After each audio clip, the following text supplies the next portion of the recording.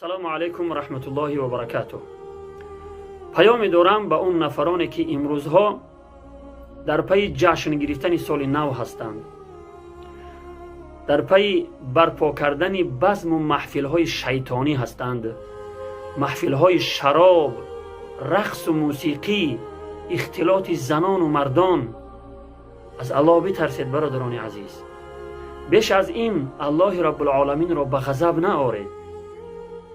این کاری که شما میکنید الله رب العالمین را به غضب می آورد. این را شما خوب میدانید که شما گناه انجام داده ایستادید و از این گناهی که انجام میدهید الله رب العالمین ناراض می شود و تنها شیطان خوشنود می شود.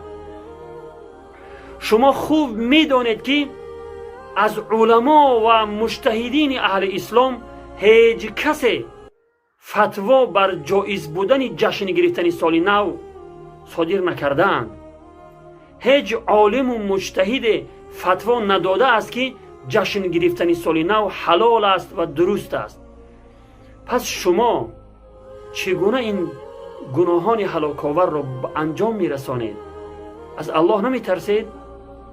چگونه شما عید مذهبی نصرانی ها را که از خدا و پیامبر و از خود شما بیزار هستند شما جشن میگیرید؟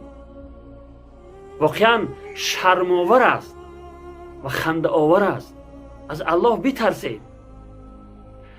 من شما را به عذاب دردناک از جانب الله رب العالمین میترسانم که دیر یا زود شما را دامنگیر می شود. الله رب العالمین میفرماید ما اصابکم من مصیبت فبما کسبت ایدیکم. هر بلا و مصیبتی که بر سر شما می آید به سبب گناهانی است که شما انجام می دهید. پس وقتی که در جشن گرفتن سال نو شما محفل های شیطانی برپا می کنید، محفل شراب و موسیقی و اختلاط زنان و مردان و که در این محفل ها چقدر جوان ها به زنا دست میزنند و دیگر کارهای فحش و بی‌حیایی را انجام میدهند، شما خیال میکنید که شما بی جزا میمانید و خداوند شما را فراموش میکند؟ العیاذ بالله. وقتی که شما این چنین گناهان کبیره را انجام میدهید انتظار عذاب الله باشید. الله مهربان همه ما و شما را هدایت به راه راست کند و حق را بشناسد و عمل کردن به حق را نیز توفیق عطا فرماید. و السلام علیکم و رحمت الله و برکاته. دلم خون است از این نامردمی ها، از این نیش و زبان گشتمی ها، از این دید سیاه بیداد و بیداد،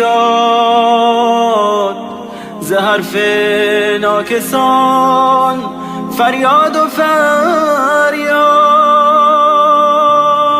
مکن جانم قضاوت بنده ای را، مکن گریان لب پرخنده ای را. خداوندا شده